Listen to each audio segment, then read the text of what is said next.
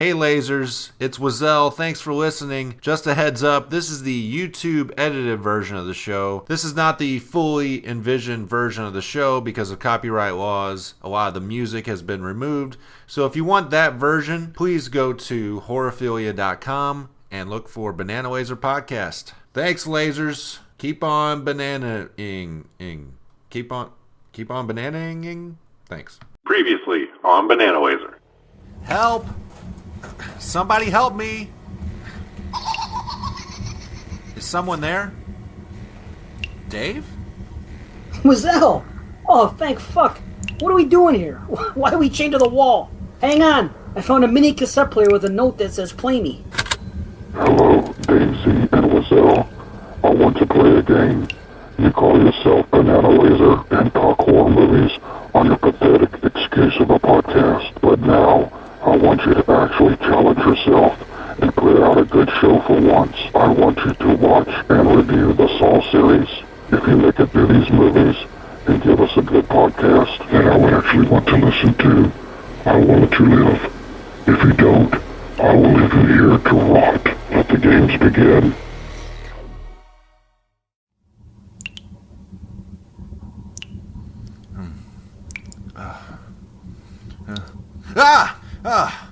Oh, fuck. What a fucking nightmare. Oh, shit. Having to watch all the Saw movies. And to be trapped in that bathroom. Glad it's over. It's not over, Wazell. What the fuck? It wasn't a dream? God damn it, we're still here? Yep. My nightmare is just beginning. I got a Taco Supreme talking back at me over here. You guys aren't alone in here either. What the fuck? Who is that? If you're the cocksmoker that put us in here, get ready to fucking shit your eyeballs out, motherfucker. Hit those lights, Wazell. What the fuck? It's Johnny Krueg. Ah, great. I wake up chained to the wall in what looks like the bathroom from goddamn Train Spotting. But the worst part is I'm here with the douchebag Bananalaser guys. Look, Johnny, this asshole put us all in here to review the Saw series and put out a quote-unquote good podcast. So, it's somebody that knows you have a shitty podcast? That could be anybody, really. Haha, real fucking funny. Will you review Saw 2 with us, and maybe this prick will let us go? As long as the listeners of Krueger Nation don't hear it, they never forgive me for doing a show called Bananalaser.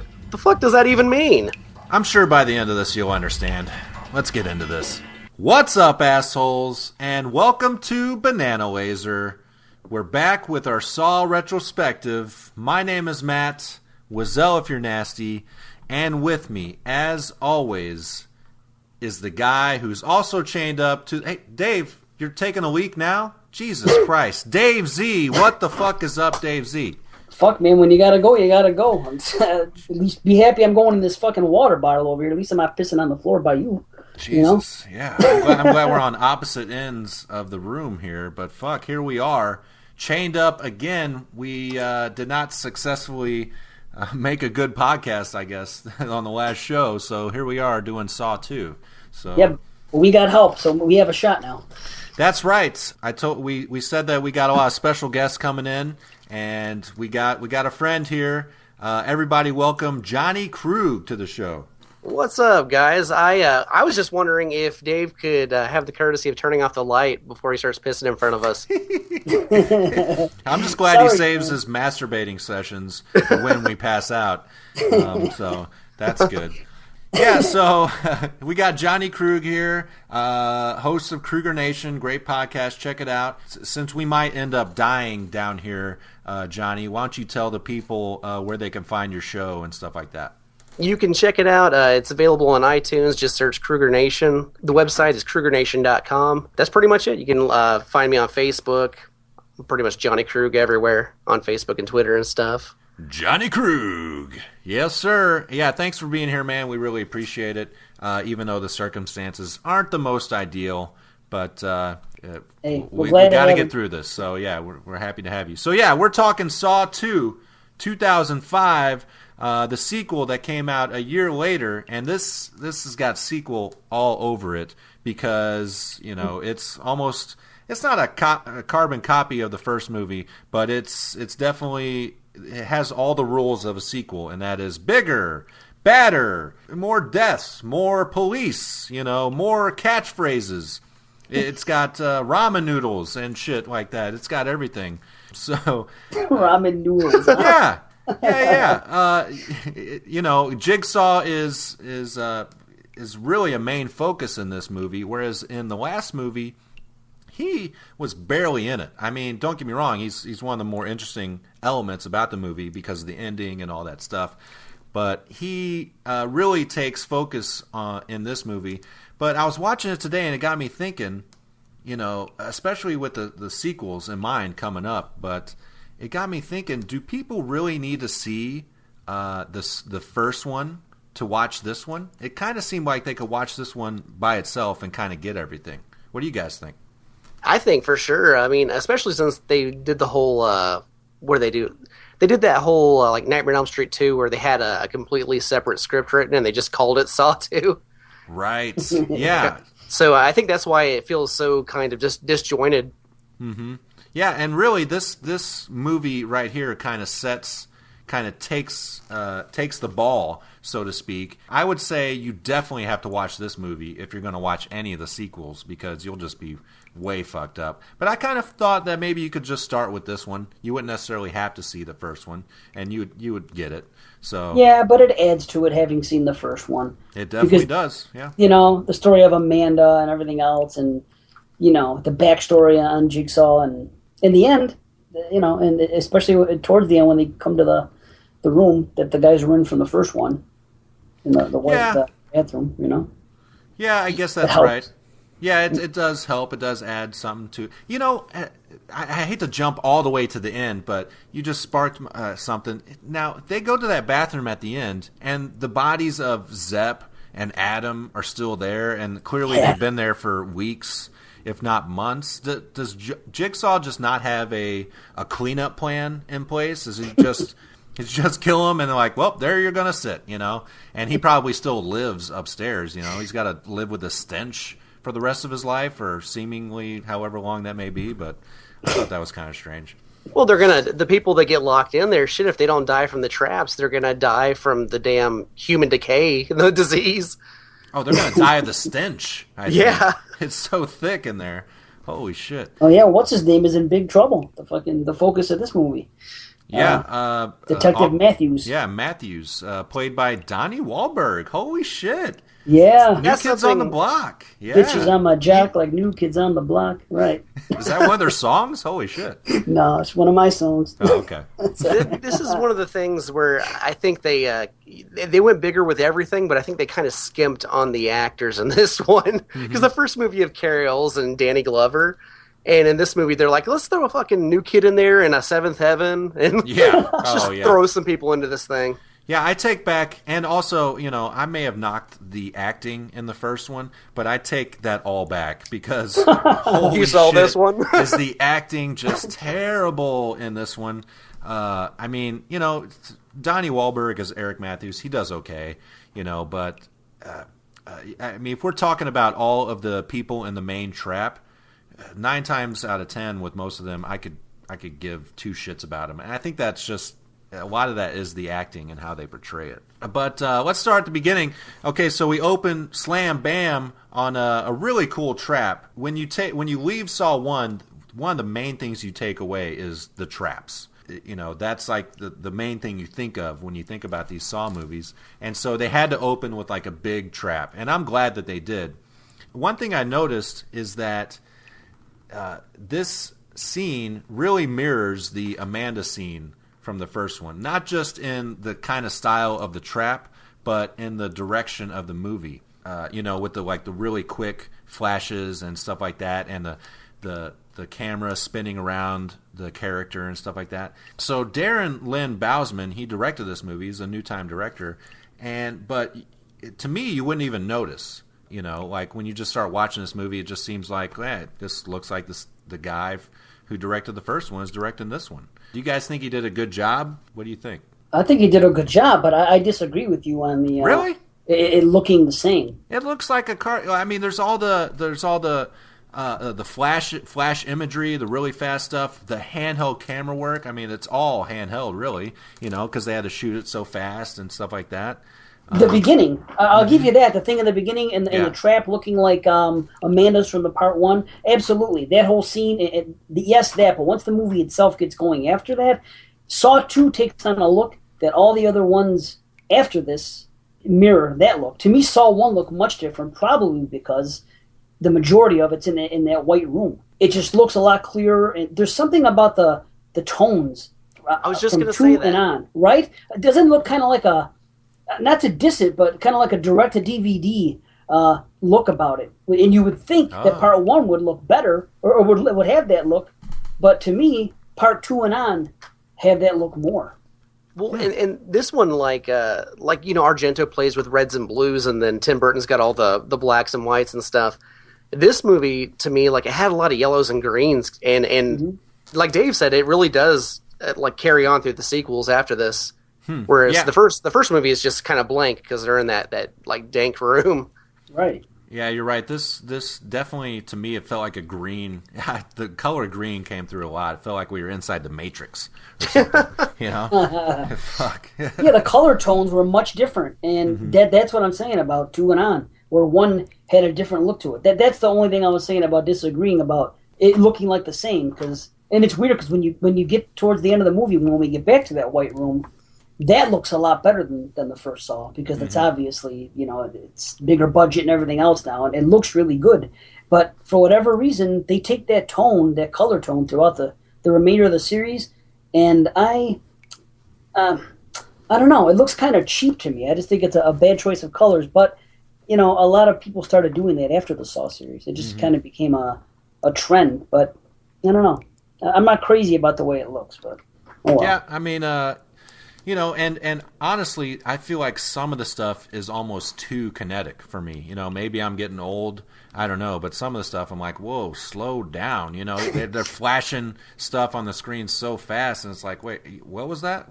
What's happening? I think put my wallet in my mouth because I'm about to have an epileptic seizure and shit. I was just gonna say that, dude. Can people with epilepsy even watch this kind of stuff? Yeah, I don't think so, man. It should come with a warning, definitely. Could you imagine on the big screen all these flashes and shit? Oh my god! Now this I didn't see in the theater. I saw the first one in the theater multiple times. I didn't go back to the theater until probably Saw 5.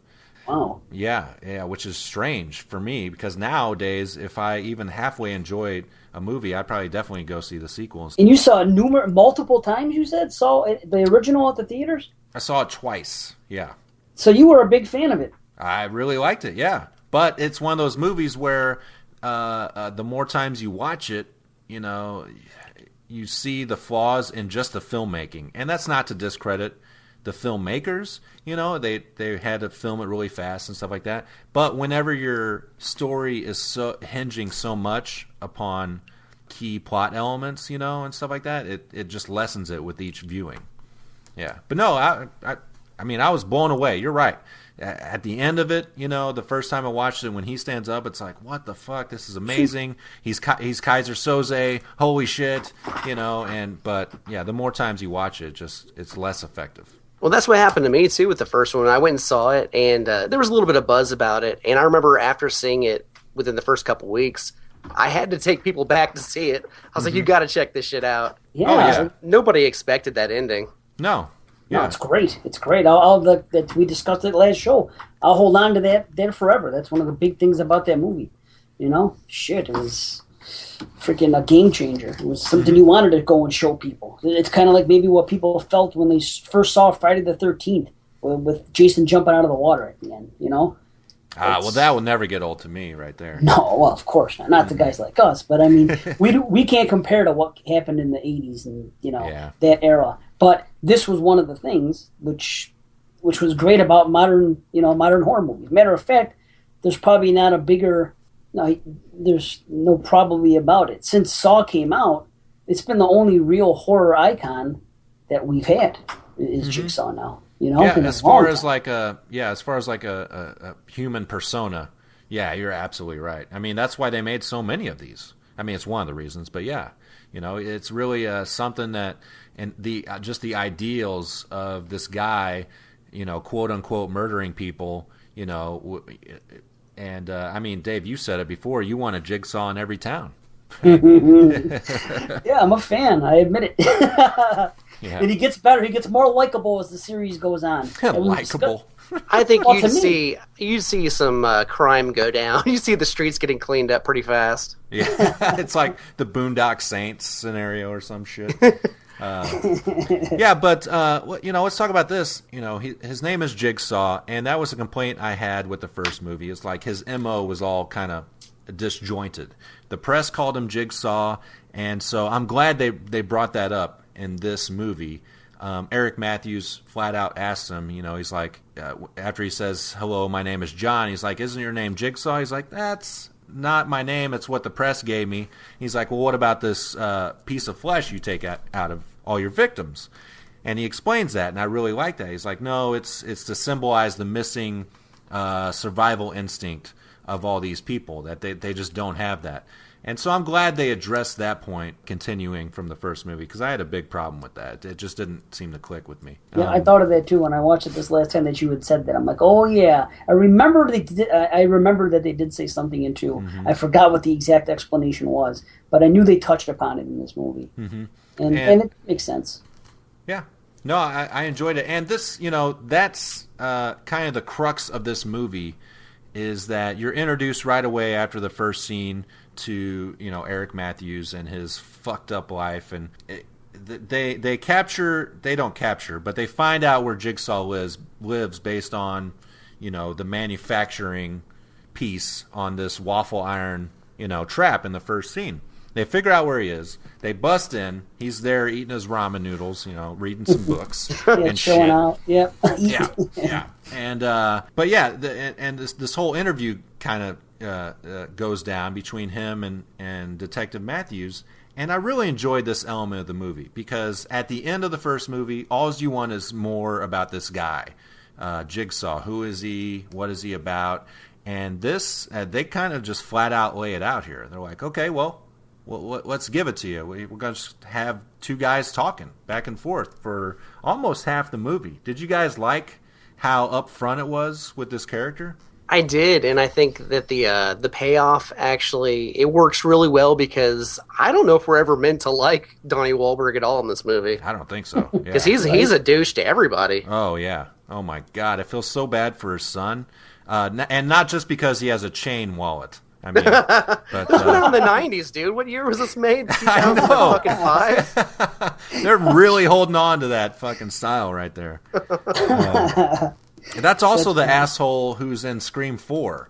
I looked it up. I'm like, he looks familiar. I knew I recognized that dude. He's one of the kids in Scream 4. That's one of the fucking videographer nerds. Or whatever. Really? Yeah. Mm-hmm. Matthew's son? Wow. Yeah. He's the one with the camera on his head in Scream 4, isn't he? Yeah. Yeah, okay. Which, so I found that funny, but not more funny than his chain wallet. That fucking had me cracking up.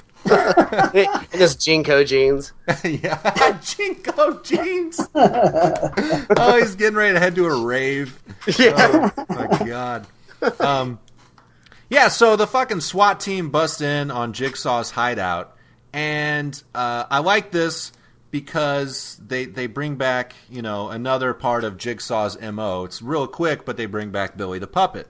And he doesn't really say anything. He just has that maniacal laugh that, that's in every single Saw movie. I like that, but I'm just wondering why he had this thing set up, because he takes out like 4 SWAT members. Like the stairwell is rigged, and he breaks one of the guy's legs breaks, and then it looks like 3 other guys get electrocuted.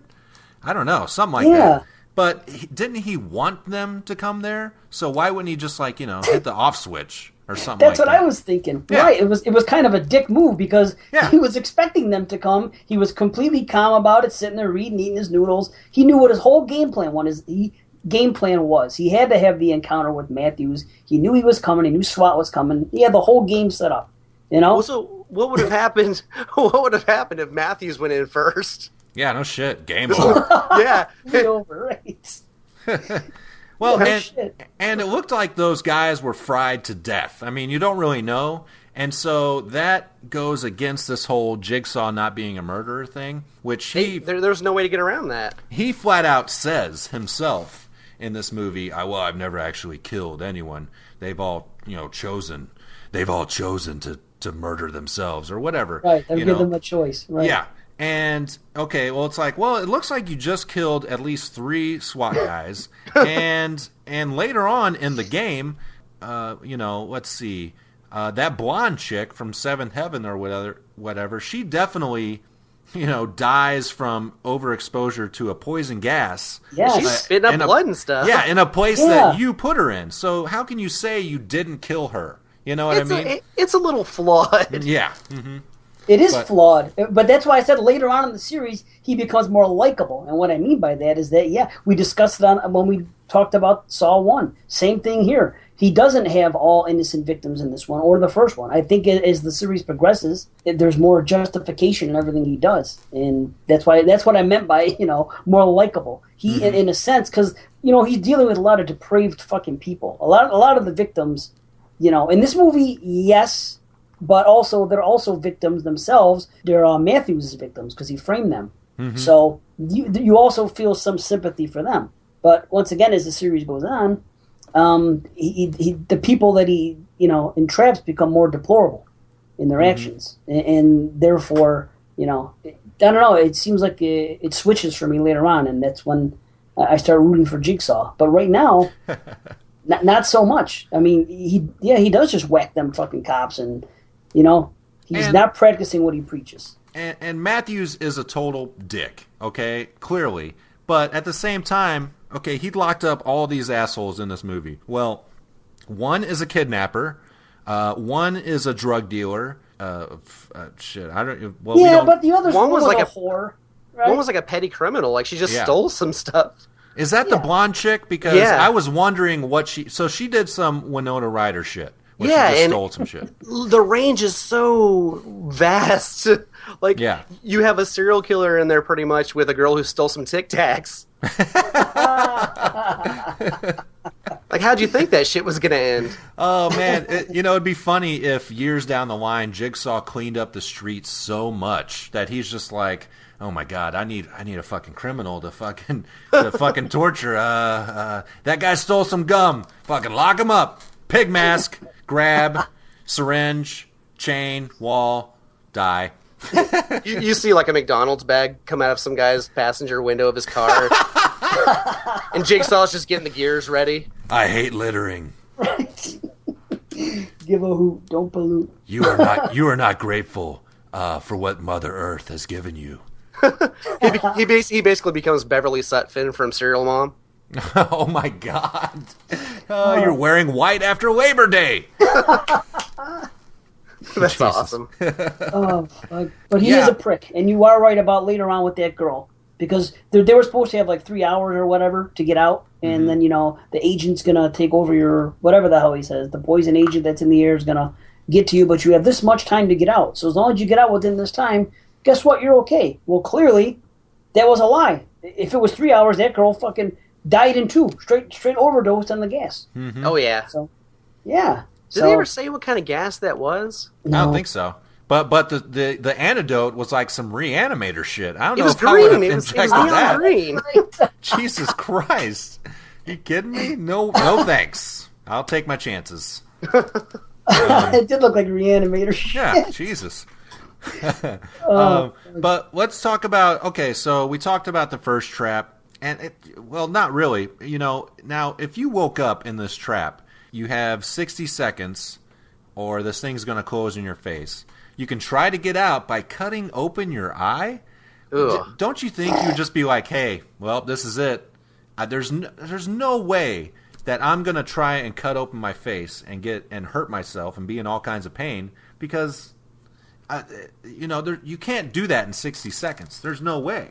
I would have, I'd be more likely to stab somebody in the stomach, look through their intestines for a key, than I would be to cut open my own eye. I think I'd just let the thing close. Well, you would probably die almost immediately if it closed on your head. That's less pain than digging something out of your face. That's what I'm saying. It's like, well, it's going to be an instant death. Why do I want to live 60 seconds of excruciating pain inflicted by myself?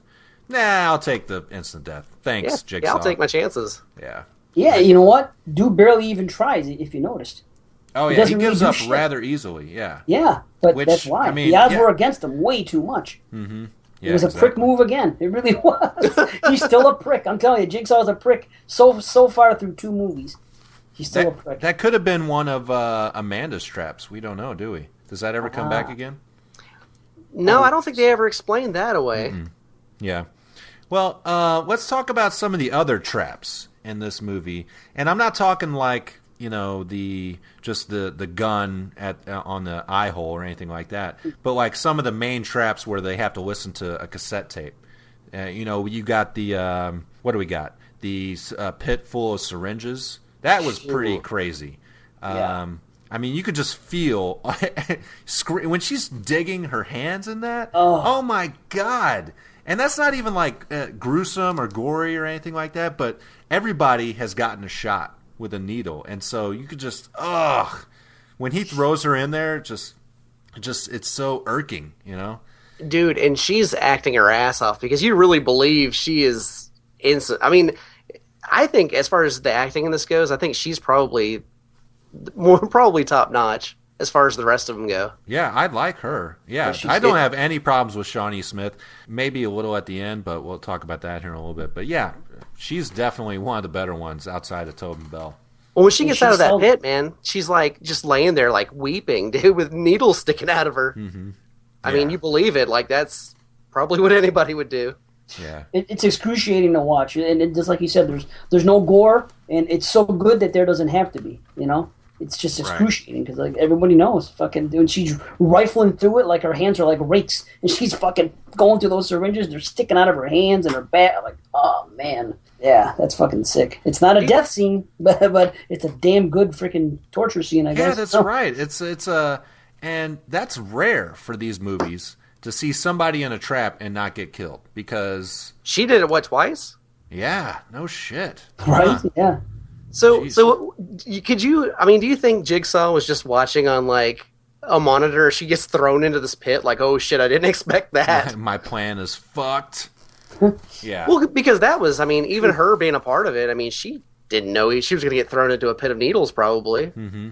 No, and yeah, that's the other thing too, is that all this happens before the cops figure out where Jigsaw is. So he's seen all this.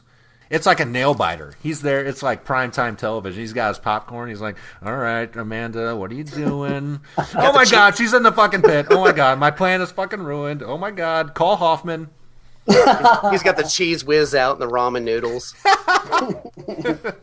That's why he's eating ramen noodles, man. He spends so much goddamn money on traps.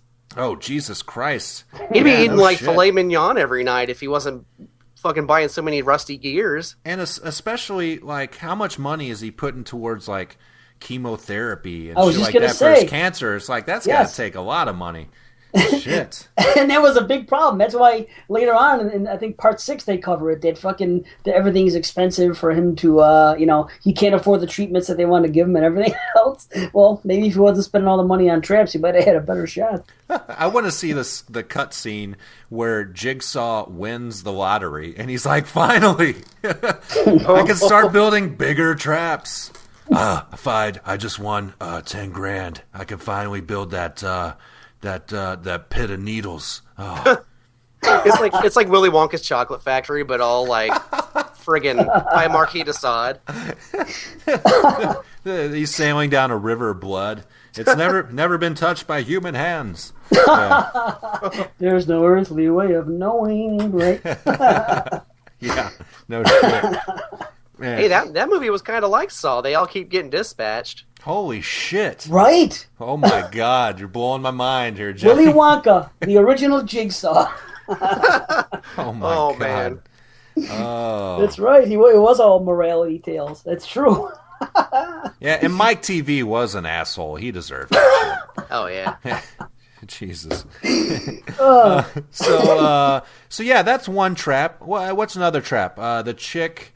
it's closer to the end. The chick is all fucked up, and she. I like how she opens up the envelope. She sees the cassette and just like throws it to the ground. Fuck you! I'm getting this thing. Sticks her hands in this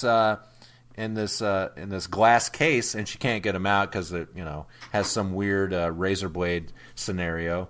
I don't know. I thought this was okay. It's one of the weaker kind of traps. It seemed to me like you could get out of it, though. Well, I mean, and what is she? Does she just bleed out? Is that the plan? Well, we don't know.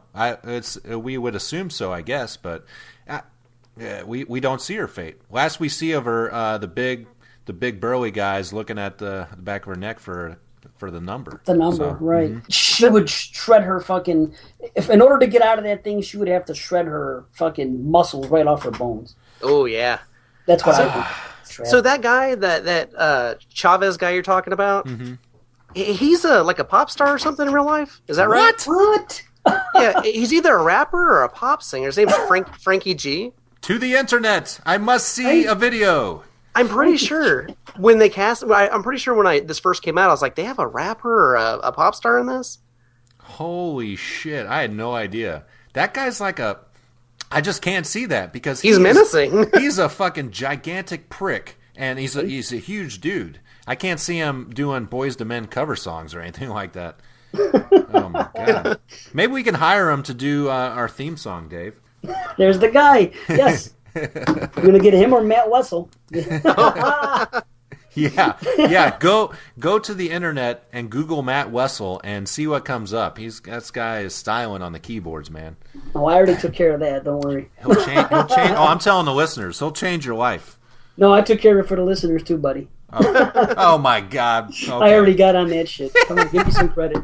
Oh, great! I wasn't on that one fucking slide. No way. Oh, brother. Yep, it's on the group page already. I promise. Matt Wessel. Yeah, we need to hire that guy. Yeah, him and Frankie G. Rock and roll. Jesus. But he was a prick. Yeah. Oh, yeah. I mean, and it seemed like he didn't have to be. He's just an asshole. And later in the movie, when he kills that guy, he figures it out that there's a safe in the room they all wake up in that has the antidote in it for all of them. And the Jigsaw is very cryptic, and he says, "Oh, the number's in the back of your mind." It turns out it's tattooed or inked on the back of their neck. Okay, well, this fucking guy figures it out. What's the first thing he does? Is murder a guy to get the number. It's like, what? Just tell him. And so you can get the fuck out of there. I don't fucking understand. You're that much of a prick, Yeah, he didn't explain. Is that the black dude Jonas that he beats? Yeah. Yeah, man. That was pretty uncalled for. The guy was even reaching out. He's like, "Hey, man, I have enemies too. Why are we fighting like we're fucking in prison? Let's drop this shit." And the guy's like, "Nope, still gonna kill you." He says, "Turn around." That's all. He says, "Turn around." That's all. All he had to say is, "Turn around, comma. I want to see the number on the back of your neck," and all that could have been avoided. Yep. That's all he had to say. Let me ask you this though. So, obviously, Jigsaw is supposed to be the villain and stuff, but do you think Sergeant Matthews or that Chavez guy, because I think Chavez is kind of the main villain in this. Yeah, he kind of is, because especially at the end, it's like a cat and mouse kind of slashery chase. He's willing to do anything to get these numbers, and he's willing to kill all these people for it. And in fact, it kind of leads up to them overcoming him and killing him, which is actually my banana split of the movie. At the end, when that little fucking jerk off hacksaws his neck, and it just fucking the blood flows. That's the kill I like the best. That's my banana split right there. Agreed. Okay, good. It's my banana split. For a while, I thought it was going to be the guy in the beginning with the gunshot and the people, fucking Argento style. But I actually forgot about this Frankie G getting killed at the end. But yeah, it's something with me and throat slashes, man. I fucking love him, dude. He got it pretty good. Yeah. And he was very, very, very deserving of it. I think that might be the other thing, too. It's like all the other characters, even though they've done bad things, you're still kind of sympathetic to them and stuff like that. He cut like a whole breakfast ham out of the back of his neck, man. Okay. How did he know, right? Yeah. He had that much spot to work with in that much time. He got the exact fucking piece of skin that he needed, and then on top of it, the funny part is he puts it in his pocket. But you ain't gonna get this, motherfucker. Squish. Doesn't it remind you of something like that would be in like Texas Chainsaw Massacre 2 or Devil's Reject. Yeah, or something. exactly. Uh-huh. It's a little too hokey. It is for this this camp, kind of- dude. It's really campy. It would have been hilarious if he looked at it. And you don't really see it, but it would have been funny if he looked at it and it's clearly the wrong spot on his neck. Like, oh, fuck. Or if he cut off like half the number and he doesn't know if it's an 8 or a 3. Yeah. It's like, God damn it! What I really hate about it is that they try to give this so much gravity and weight, similar to when Dr. Gordon cuts his foot off. Yeah. Because it's at the end of the movie, it's self-inflicted, it's horrific, so to speak, but they're even playing the same, like, you know, they're playing a theme music to really, like, build it up and stuff, but it just doesn't hold nearly the same amount of weight as him cutting his foot off. I mean, that was some crazy shit. This guy you don't give a fuck about. Who cares? Yeah, cut your fucking neck off. I don't give a shit. Well, and the first movie, though, like, it builds, like, it starts off and it gradually gets to that point, whereas this movie, like, it starts off at 10, man. It's like they're already, you know, getting... I mean, it's already pretty violent, so, I mean, it doesn't... That's why I don't think it has the same kind of impact. Yeah, and it's like, oh, well, this guy got burned to death. Ooh, that was pretty bad. But yeah, oh, you just cutting off part of your neck, you know, oh, crazy. You know, you're going to walk away from that. Give me a fucking break. But yeah, it's like you said, sequel. It's fucking an obvious thing that they tried to do to be like the first one, but clearly it doesn't have anywhere near the same effect for all the reasons you mentioned. Yeah, that didn't work. And here's what I was thinking. He got all those numbers, okay? Even if you would have succeeded, do you think he would have figured out the second part of the equation? No.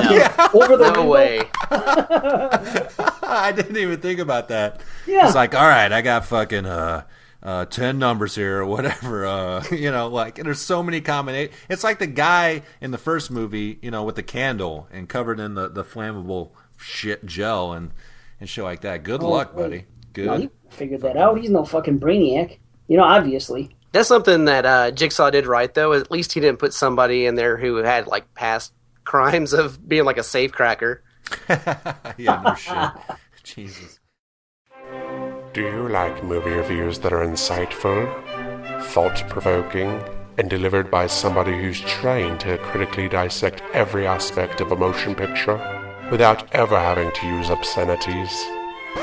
Then you've got the wrong show. Krueger Nation Horror Podcast is ready to feed your slasher movie and exploitation needs. There'll be more blood, expletives, and titties than you can shake your grandma's beetle flaps at. Visit www.KruegerNation.com. Oh, good God, a butthole casserole! So, like, yeah, the guy, they find out that this one guy, Jigsaw, paid to kidnap everyone. And then Obi. His name's Obi, right? Obi, okay. Obi. Obi. Obi-Wan Kenobi. Yep. That's Obi-Wan Kenobi? What if he means old Ben? That strange old hermit. But this fucking asshole, I mean, Jigsaw really fucked this guy. Because he paid him to kidnap all these people and then throws them in there too. Fuck you, dude. Jesus. That's what he gets. That's what he gets for being that kind of fucking guy. But he set him up. What if he would have never have ever done that in his life? Jigsaw, what do they call it when the cops he entrapped him? Oh, yeah. You know, what if he was, you know, not necessarily a high on the hog kind of guy, but what if he's down on his luck and he's like, man, I'll do almost anything to fucking get my next meal. Well, hey, kidnap these 8 people for me. Well, to me, it looked like, I mean, I'm like, where did John run into this guy? This guy looked like he just came out of, like, a methadone clinic. Well, that's exactly where he finds all these people. That's- You find out later in the series. Yeah, there's so many callbacks of all these fucking assholes and baby killers and all kinds of shit. And you know what? Hoffman, too. If they didn't play that angle with Matthews, they could have made it right later with Hoffman because he has access to police records. Oh, yeah. Yeah, I was thinking that as I was watching this movie. Like, how did he know? And then it came back to me that it was Matthews. But at first I was thinking, is this linked to Hoffman? But, you know, the movie, I just forgot. It's been too long since I watched 2 because it's one of my, least favorite. So I haven't watched it in so long. And that thought occurred to me. I'm like, wow. So, he's in with the cops. He's in with fucking Hoffman and he's in with Matthews, even though he doesn't like Matthews. But And at this point, he's got a surgeon on his fucking team, supposedly. So, I mean, it's crazy. He's really building like a fucking, what's it called? The super team of supervillains here. The Legion of Doom? Legion of Doom, yeah. Yes. Jigsaw. Legion of Doom. Yes. Starring Jigsaw. And he just turns to the camera and smiles. And Detective Hoffman. He turns to the camera and gives a nod or a wink or something. Yeah, Amanda, Somebody needs to develop this TV show. This is sounding good. Sergeant Matthews still hanging tough. Yeah, for now. So I'm having. I guess I watched this when you guys first announced you were doing it. So it's been a little while. But so Abby, when he gets in there, he's not successful at getting anything out of that oven, right? Oh no, absolutely. No, he not. gets one. Well, I mean, I'll tell you what, if he would have been a jerk, he would have been fine. But that's what makes no sense about that. It's backwards morality. Because he did the right thing. Yes, he did the right thing and got punished for it. That's what I don't get. The first one, because he said there's two in there. One's obviously for him. The other one, he's going to give to one of the other people that are trapped. But he gets in there, he gets one, and he could have said, fuck you guys, injected himself and whatever. But he didn't. He actually had to lay on his back and pull the freaking, the other one from the top that was connected to the chain that closed the door, and then, he gets incinerated. So that didn't make any sense. If anything, he should have been rewarded, if anything. He was trying to help somebody out. I mean, granted, he was also fearing for his life because fucking, what's his name? Xavier was coming at him with fucking all that force, but still. Yeah, the Force. Yeah, Obi-Wan got taken down by Darth Vader. Holy shit. How about that thing he had, by the way? Do you think that Jigsaw left that there intentionally? That fucking bat with the nails on it? Yeah, oh my god. Hell yeah. That that reminded me of was in wrestling. Wrestling. Holy shit. It's like a thing that fucking Cactus Jack or Terry Funk would have fucking used in those death matches. Terry Funk? Oh my god. I was gonna say High Tension. The chick has a bat with like barbed wire around it or something like that. Made me think of that. I mean, that thing looks fucking brutal. The black guy gets it, doesn't he? Yeah. Oh yeah. That's pretty tough. He gets it bad, man. Mm-hmm. And that High Tension thing that was lifted from Cactus Jack, the barbed wire and the baseball bat. By the way, they took that from wrestling. Yeah. Like for real, they've gone on record saying that. No, I'm just saying. I saw it long before that movie came out. That's all I'm saying. My guess is they may have gotten that idea. Man, wrestling is so brutal. They're bringing chainsaws out and axes. Right at that time, it was. This ain't your grandpa's wrestling. That scene in High Tension where the chick's flicking her bean at night, that actually was directly inspired by the uncut version of Sound of Music. What? Yeah, there's a sign there's a scene in there where Julie Andrews just goes to town on herself. Fuck you, Nazis! I'm getting it done. Yeah. She was a dirty girl. She almost got cut from the Mary Poppins ship because she was cursing like a sailor all the time on the set. That's awesome. Really? Yeah, True story, yes. That almost makes me want to watch that movie, but I won't. Yeah. I haven't seen High Tension since the first time I saw it. That's one of the only things I remember about it was the scene where she's laying in her bed cletweedling. All about. I tell you what, the deaths just really drew me in that movie. I really dug it. Oh, it's great. Just the thing at the end, like I said, that's all. It was a great movie, ruined by a fucking terrible twist ending. Yeah. You're right. But the twist was odd. Come on, the guy masturbating with a severed head. That was awesome. Pretty good. I mean, still to this day, it's the only way I can get off. This movie's full of masturbation. Really, there was a guy jerking off, and fucking she was flicking her bean. Is what you're telling me in the same movie? Who the fuck made this movie? Holy shit! Oh my god! Yes. So Abby, he gets roasted, braised and roasted in this fucking oven, whatever.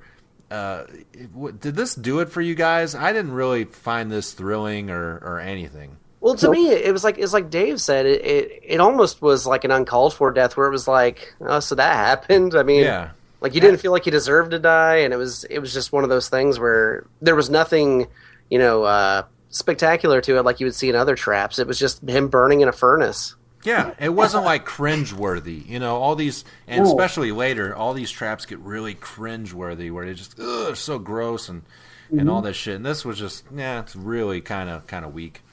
It went on for too long, and you just Yeah. didn't give a fuck about the guy. You knew what the end result was going to be. Yeah, just fucking burn already. Yeah, Burn, fuck baby. the suspense. Yes.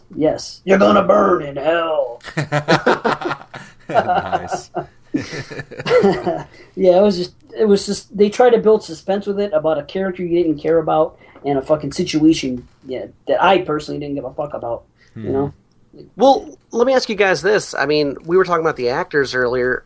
As far as the characters go, I mean, I thought they were all pretty despicable. Did you care about any of them, really? No. Not even the little kid, Matthew's Yeah, son. I didn't was either. like, he's a little prick. You know, he gets busted for stealing at an electronics store and shit. It's like, well, asshole. You know, I didn't feel bad for these people. Nah, yeah, I didn't either. I think that's unfortunate. It's a downfall of the movie. Yeah, But- I did feel bad for the kid though. I couldn't help that. You know? In part one, though, I mean, you legitimately feel bad for those guys. Mm-hmm. Yeah, Sure. their characters held so much more weight to me. Maybe not Adam, but Dr. Gordon. You know, I mean, by the end where he's cutting his foot off, you know, I felt that, you know. So, but yeah, let's talk about the flip side. Okay, so the cops bust in, and Jigsaw is waiting on him to get there. Now, what if Matthews was a fucking really shitty detective and he didn't have the fever dream where he, figured it out how to find him? How long would he have been sitting there drinking his tea, eating ramen noodles? You know, it looked like the next day, but it could have been weeks. You know, he didn't know. Well, yeah, and plus the oxygen was timed just right. Yeah. He already had that shit set up, ready to go, you know, so, I mean, it's like really perfection kind of planning here. Kudos to John for being able to do that. Holy shit. They're stretching it. Yeah. That's the height of was OCD. Okay. Got it down to the fucking second. Yeah, no shit. But, yeah, they stretch it a bit in this movie. Mm-hmm. Just like the first one, for that matter. Yeah. You know? But still, the back and forth between him and Matthews, Jigsaw right off the bat, he tells him, "Hey, there's a problem in the other room." And they go in there and they see the game going on all these monitors. They're like, "Holy shit!" Matthews sees his son. It's a dire situation. Jigsaw says, "Hey, I'll fucking get you out of this if you just play by these rules. Sit down and talk with me." Blah blah blah blah blah. How is he really expecting Detective Matthews to think clearly? You've kidnapped my son. Oh, but make sure you listen very, very closely. I'm going to say, sit down and talk with me. He's in a safe, quote-unquote, place. Get it? Huh? Get it? How come you didn't get it? Why are you getting angry at me? You should have listened to that one sentence. Huh? It's like, come on, dude. You're being a little bit too cryptic here. Well, that's another reason it's pretty much murder, because he knows this guy is a fucking corrupt cop, man. He knows he's not going to play by the rules. Mm-hmm. He so wants there's no to way, get this guy. Yeah. Yeah, there's no way this guy can win. But there is a way. Knowing his the way he's expecting him to act. Yeah, he does probably want him to fail the test. But once again, just like Jigsaw said, if you sit here and talk to me, all you have to do, we're going to play a game. All you have to do is sit here and talk to me for this allotted time, and your son is in a safe and secure place. He'll be returned to you. It's all if he would have done that, he would have won. Granted, he probably didn't expect him to, and he was a prick, so who gives a shit? But at least no harm came to the kid. You said it. You said safe and secure. Yeah. What he says is safe and secure state. I wrote this down because if you're supposed to pick apart every single word he fucking says and read into it a million times over, then I'm like, okay, he said secure state. So is he in Seattle? Is he in, is he in Washington? Is he in Nevada? What state? God damn it! What state? Well, I just thought it was funny that he kept saying safe, and I'm like, that's a little too literal. Yeah, nudge, wink, wink, say no more. He might as well, yeah. Yeah, no shit. I didn't catch it the first time either. Do you fucking get it, Detective Matthews? Hello? How many more times do I have to fucking say it? Oh, man. Your son is in a safe and secure spot. Would you like some of these combo snacks? He's like pointing at the safe. He's like resting his elbow on it. Yep, he's in a safe and secure place. Yeah. It's combo snacks. Yeah. He's like, hey, you want to play some Contra? Second Matthew's just like, I don't get it. He's like, well, I don't remember the combo for Infinite Life.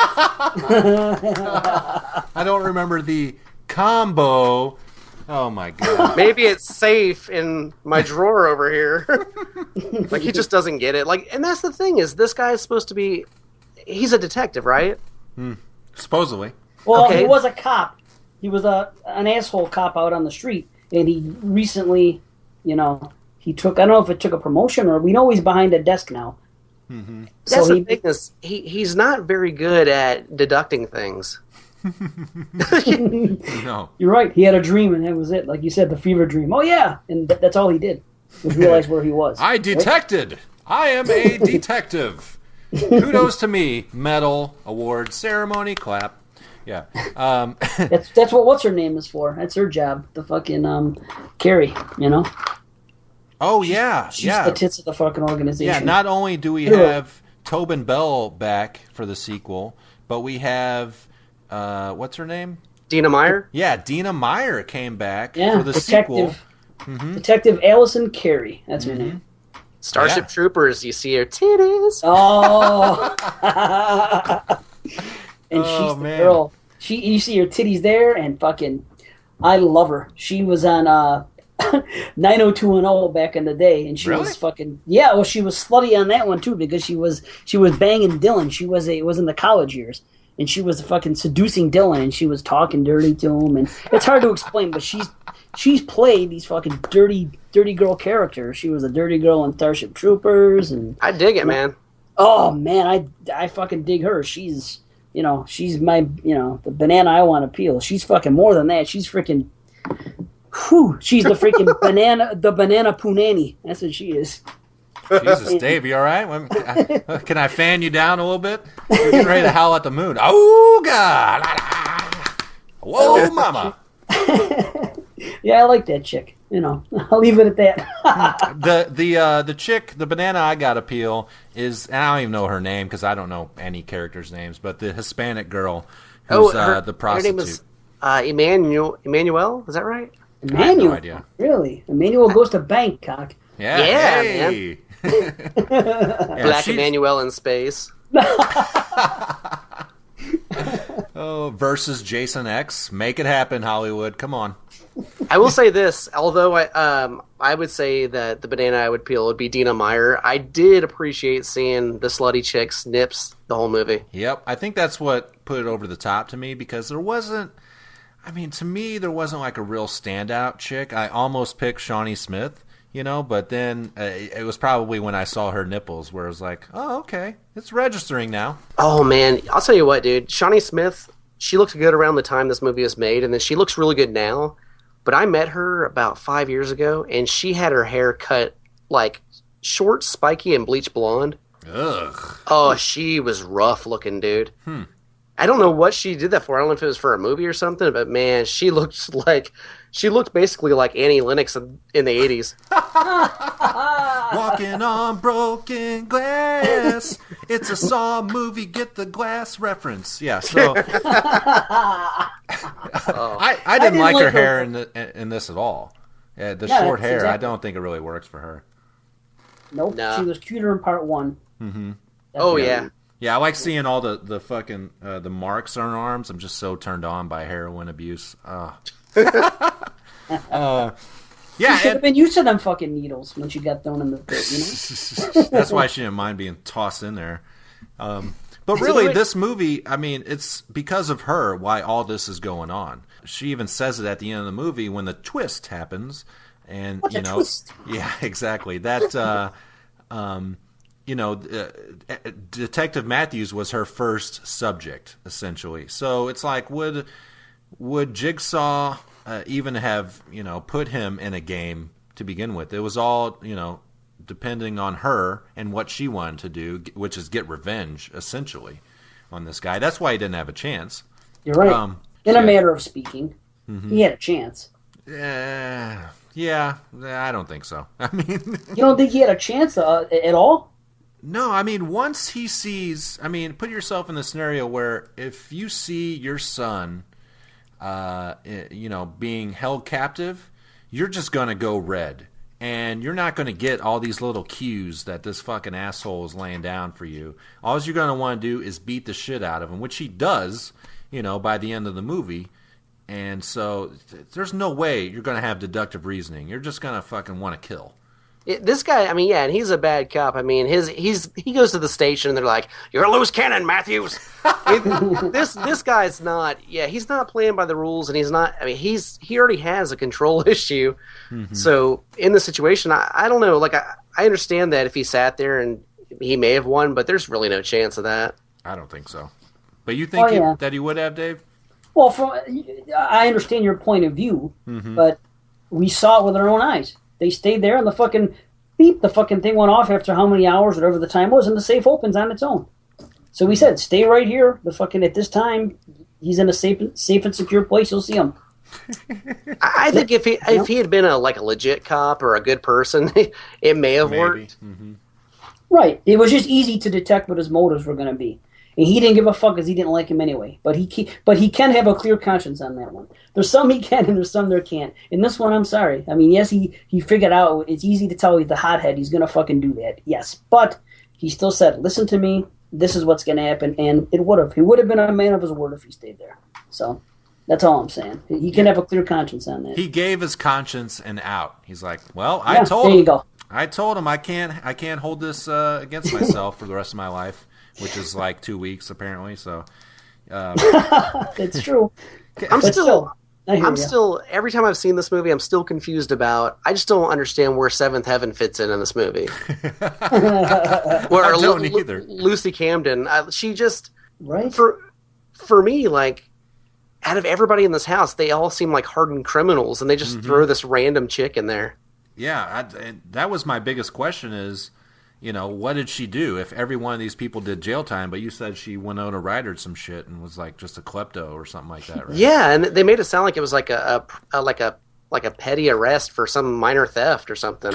Jesus. And these other people are like dealing like fucking crocodile to like 4-year-olds. Yeah, it doesn't really sound like something a detective would waste his time on. It sounds like somebody in a uniformed cop would be arresting, petty theft people and shit like that. But this guy supposedly framed her for theft. He planted evidence. Maybe it was personal.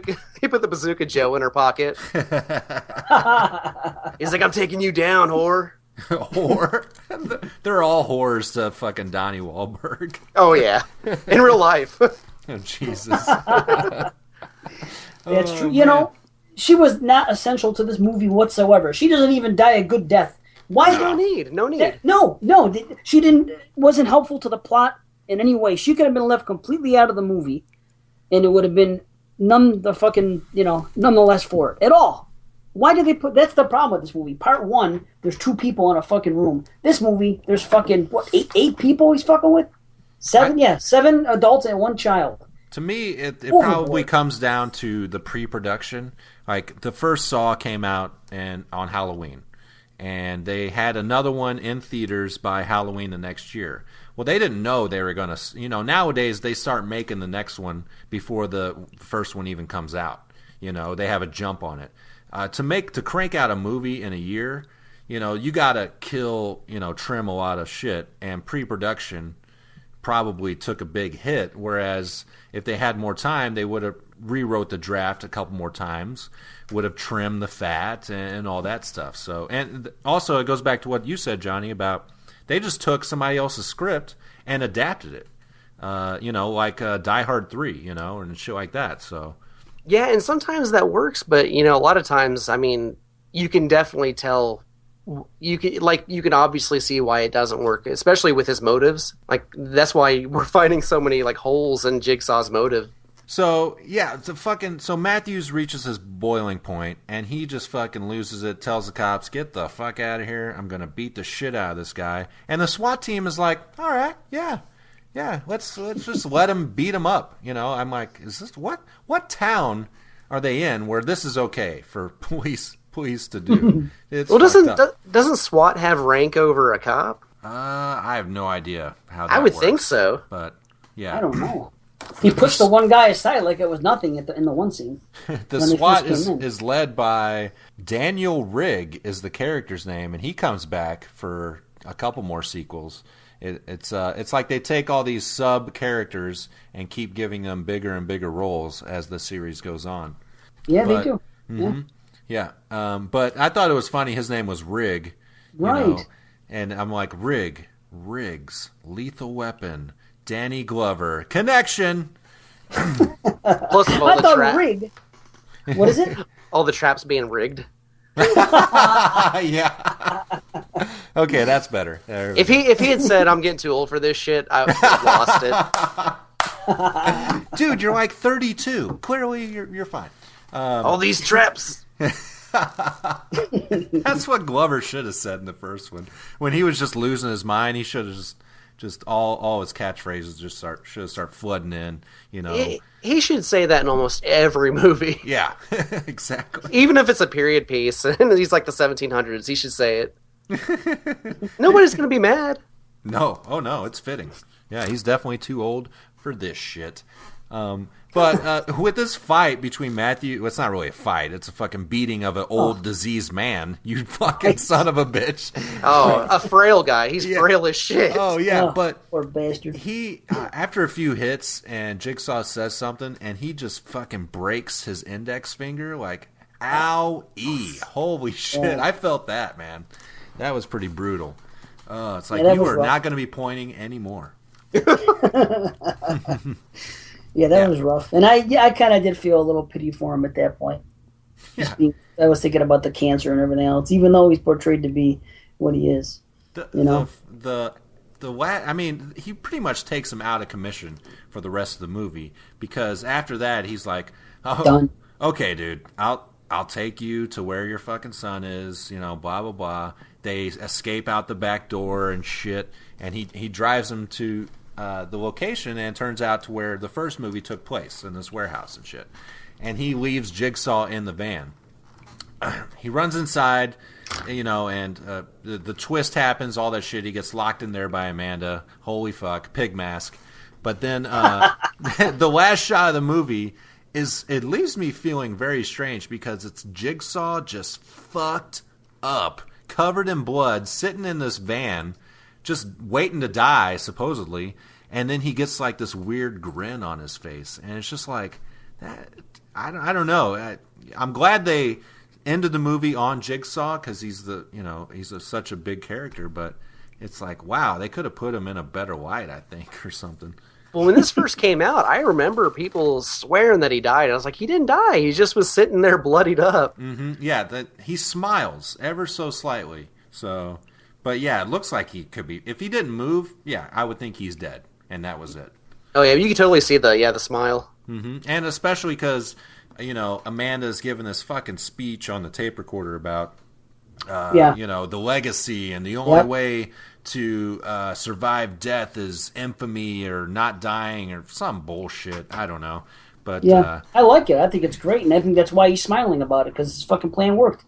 Yeah, I like that it ended that way. You know? He's like, here, take this key, go in there, and everything's going to be okay. Yeah, exactly. You know what's coming. He's fucking, he's happy as shit, and he's happy as shit for Amanda, and that his work's going to carry on. Yeah. So, yeah, I like that it ended that way. Now, what was Amanda doing this whole fucking movie? Because they cut to her every now and then inside the house, and I remember one point in particular, she's like lifting up a couch, and then she just just grabs a rope, and it's like, what is she doing? Just, and you know, and earlier in the movie, she goes straight to the fireplace and just, you know, it's digging around and shit. It's like, what they got to give her something to do, because the twist, you know, should prove that she literally has nothing to do. And so it's like the rope thing really threw me off, though. It's like, okay, did you know that rope was there? What are you even doing with that rope? Dude, that's like remedial trap setting, man. She's like gonna drop a couch on somebody. Use the leverage of the rope. She's gonna tie all these people down to the train tracks. And just wait for the train to do her fucking dirty work. Holy shit. I think she was trying to get them to follow her lead. That's what I think. She was trying to say, this is a game, and you all have a chance. No, he's just testing us. She kept saying things throughout where you can buy into it, you know? And I think she was trying to say, hey, look what I'm doing. Maybe you guys should do the same. I'm looking everywhere. I'm doing this. I'm doing that. And I'm trying to show you that there's a way out because I've survived before. So this is what I can do. Yeah. That's what I think. But I'll tell you what, that's a big thing. This is why this movie falls flat for me, is that I figured it out at the movies. Fucking right after the girl died from poison, and everyone else has been coughing up blood and showing themselves, except for her and the kid. She didn't do one thing. I knew, you know what? She's not poisoned. She's fucking in on this somehow. And it was great at the end still. I still love that. When they show exactly how he aligned himself with her, and the whole backstory is great. I love it, and I love the finish. That's all great. But I did figure that part out at the movies, and that's an issue I have. Why didn't they just have her fucking cough and fake it a few times? Yeah, she never did, huh? I guess I never even noticed that. I guess I never paid attention to that. I didn't either, huh? Yeah, it's crazy. Yeah, that's the problem. That's one of the things with me in this movie is that halfway through, I figured out one of the parts of the big twist. I still think it was very cool at the end how they discovered the tape was on a play, and then when the kid gets out of the safe, and they show how she came to be with them, and what the legacy. I liked all that. I thought it worked very well. Mm-hmm. Yes, but unfortunately, because I figured out Amanda was hooked up, at that moment, I was like, it wasn't quite as impactful. It's, and it gets me thinking because, okay, this whole movie, now that I've sat here and analyzed it with you guys, is really about Amanda getting Detective Matthews. And so to do that, they didn't have to do any of this house shit whatsoever. I mean, yeah, he needed to see that his son was being held captive. Well, he could just kidnap his son and put him in a room, put a camera on him. That's all he had to do. They went through this whole rigmarole. For what? I know why. It's a movie.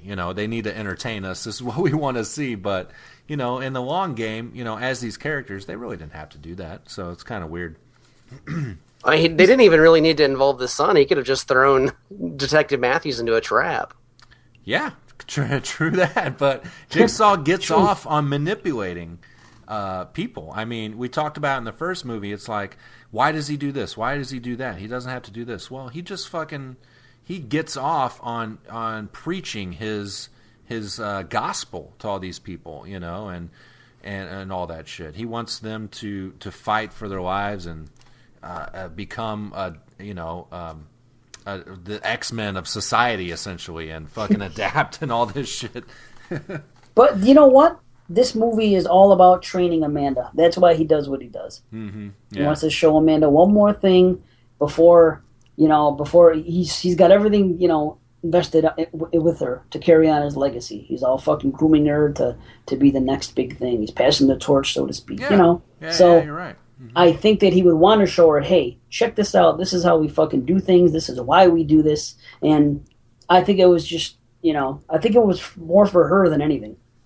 Is that why it was orchestrated, though, more from his end? Because it seemed like he was getting more enjoyment out of the manipulation because she wasn't even a part of that.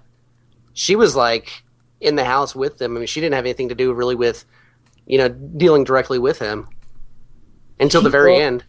That's part of the test. He's testing her by putting her in that situation as well. Yeah, you're right. Oh, so she's being tested, too. Okay. Oh, yes. Yeah. And he's testing her in 3, too. He says it again. So he wants to be sure because he has his doubts, and we see later on why. But they kind of touch upon it towards the end of the movie that she's cutting herself and, on top of the fact that she just rehabbed and because of Jigsaw, she passed the test. Now she's fucking falling back. She's slipping up and she's not doing heroin anymore, but she's fucking, cutting herself and maybe attempting suicide is what it's alluding to, whatever. And Jigsaw hates emo. Just so you guys know, doing heroin, I mean, cutting yourself, not as good as doing heroin. Hello, have you ever heard of MSK 3000? Yeah, well, we ain't them. But we are movie fans who like to drink and talk shit about our favorite movies.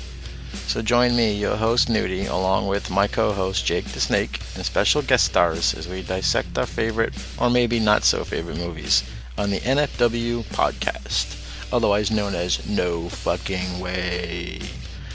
You can catch us on Heartophilia and also at NFW_podcast on Twitter or NFWpodcast@yahoo.com.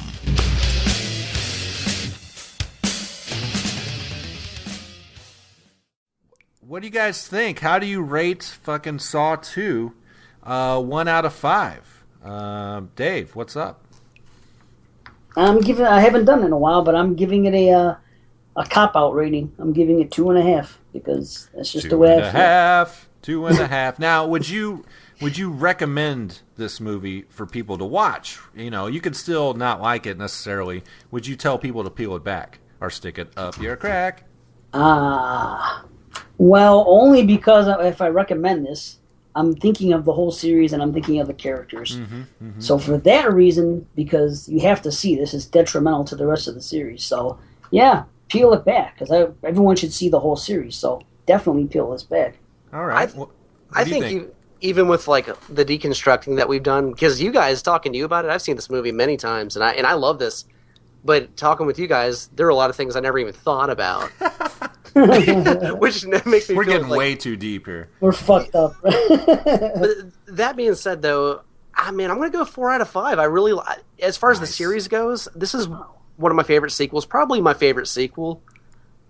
And I would definitely say peel it back. Nice. 4 out of 5. Holy shit. It's just for me because I don't know. This is one that I like a lot. Yeah. You know, you like what you like, you know. Yeah. For me, this movie, you know, it's sort of, it's like the same movie as the first one, sort of. You got the same kind of dueling stories. You got the cop story, you got the people in danger story, you know. But everything's bigger. You got more cops, you got more people, more traps. You got a different twist, but a similar twist, you know. And it's like, well, does that make this as good as that one? You know, is it as good? I don't think so. I think ultimately this one falls back a little bit from the first one. I give the first one a 3 out of 5. I'll give this one a 2 out of 5. I don't really like it all that much. I feel like as the series goes on, it gets better, and especially with Darren Bousman, the director, and what he wants to do with the character of Jigsaw and stuff like that. But that being said, even though I may not like it, I say peel this back. I say, you know, if you're even slightly intrigued by the series and where it might go, you gotta watch this one, and all of the following sequels, be that unfortunate or fortunate, you know. But you have to. I say peel it back, definitely. So. Yeah, I think Jigsaw carries this movie. That's why I say 2.5. It's right in the middle. You know, but I think he becomes kind of like the Dr. Loomis of the series. I'm surprised. Yeah. Get your ass away from there. Yeah, exactly.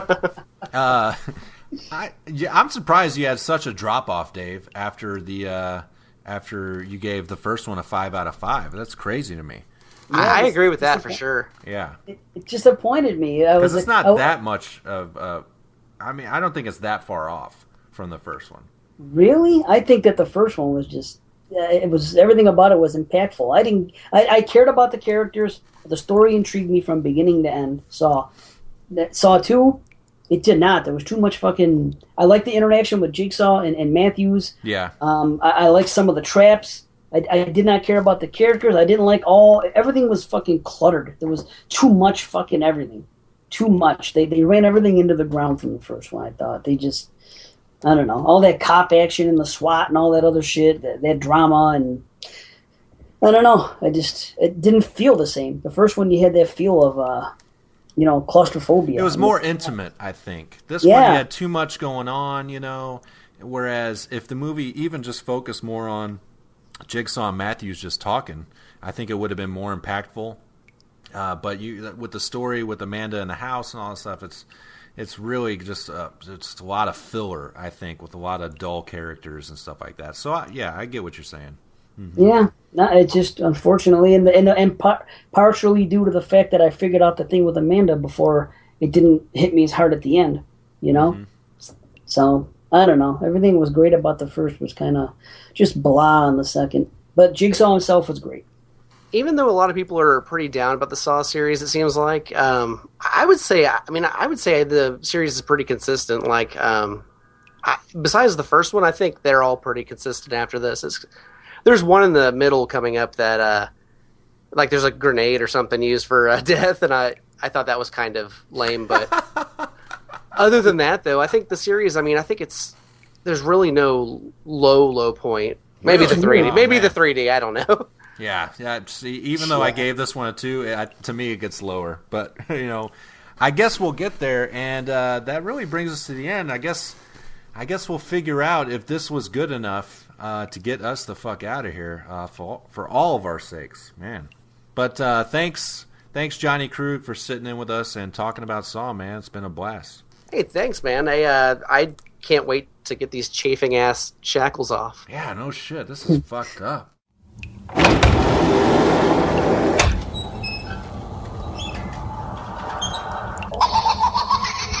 Oh, great. This asshole saw The Conjuring also. Why is everyone into dolls and puppets and shit now? Hello, Johnny Krueg. Here is the key to your lock. Oh, great. Well, I guess that's that. You two have fun jerking off each other, assholes. What? Hey, Johnny, get back here. Help us get out of here. Yeah, Johnny, what the fuck, man? Come Help on, us man. out, Shit, dude. We're fucking dying over here. Jesus Christ, man. Get us out of here. Come on, please, help us.